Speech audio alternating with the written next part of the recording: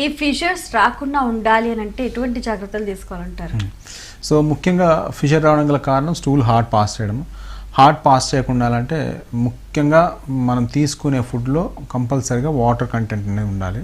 ఒకటి, ఎట్టి పరిస్థితుల్లో బయట ఫుడ్స్ అనేటివి తప్పదు అంటే తప్ప మ్యాక్సిమం అవాయిడ్ చేయాల్సి వస్తుంది. రెండు, కీరా, క్యారెట్స్ వీటిని మన ఫుడ్లో ఎక్కువగా ఉంటట్టు చూసుకోవాలి. లేట్ నైట్లో ఫుడ్స్ని అవాయిడ్ చేయాలి మ్యాక్సిమం. మనకు ఆ రోజు లేదు, మనం బయట ఉన్నాము, మరి 11-12 అవుతుంది అన్నప్పుడు ఇంకా ఆ రోజు ఏదైనా ఇమీడియట్గా మనకి 8 o'clock 9 o'clock ఏదైనా కొంచెం ఫ్రూట్స్ లాంటి తినేసేయాలి. కానీ మళ్ళీ లేట్ నైట్లో 11 o'clock 12 o'clock నాన్ వెజ్ తినడము ఇవన్నీ చేసినప్పుడు ఏమవుతుందంటే మళ్ళీ పేషెంట్కి ఏమవుతుందంటే కాన్స్టిపేషన్, అంటే స్టూల్ అనేది హార్డ్ అవుతూ ఉంటుంది. సో ఇది ఒక్కసారి 2 సార్లు వేస్తే ఓకే, వారంలో కానీ రోజు చేసినట్లయితే ఆటోమేటిక్గా కాన్స్టిపేషన్ అనేది ఉంటుంది. కాబట్టి పేషెంట్ మోషన్ పాస్ చేసేటప్పుడు కట్స్ అనేవి ఏర్పడే అవకాశం ఉంటుంది.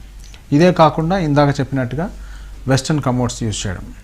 వెస్ట్రన్ కమోడ్స్లో ఎప్పుడైతే మనము ఇట్లా కూర్చొని వెళ్తారో ఆటోమేటిక్గా అక్కడ ఉన్నటువంటి ఏదైతే రెక్టమ్ ఉంటుందో అది బాగా గట్టిగా పట్టేస్తుంది అనమాట. సో దానివల్ల ఏమవుతుందంటే స్టూల్ అనేది సరిగా పాస్ అవ్వదు, ఎక్కువ స్ట్రెయిన్ చేయాలి దానికోసం.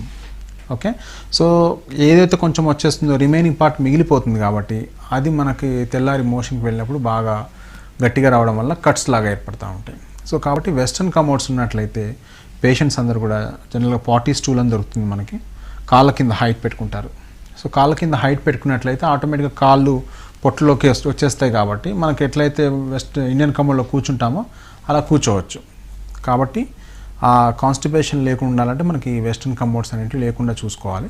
సో ఇలా కొన్ని జాగ్రత్తలు తీసుకోవాలి. ముఖ్యంగా మజ్జిగ అనేది ఎక్కువ ఈ ఎండాకాలంలో మాత్రం వాటర్ కంటెంట్ కనీసం ఒక 4.5 to 5 liters కంపల్సరీగా ఉంటట్టు చూసుకోవాలి.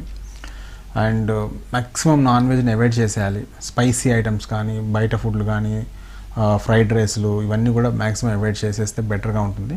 అండ్ మైదా అండ్ గోధుమలు కూడా చాలా వరకు అవాయిడ్ చేయాలి. చేస్తేనే మనకి ఆ కాన్స్టిపేషన్ అనేది ఉండదు, ఆటోమేటిక్గా మనకు మోషన్ ఫ్రీ అవుతుంది కాబట్టి ఈ ఫిషర్స్ వచ్చే అవకాశం అనేది ఉండదండి. ఓకే.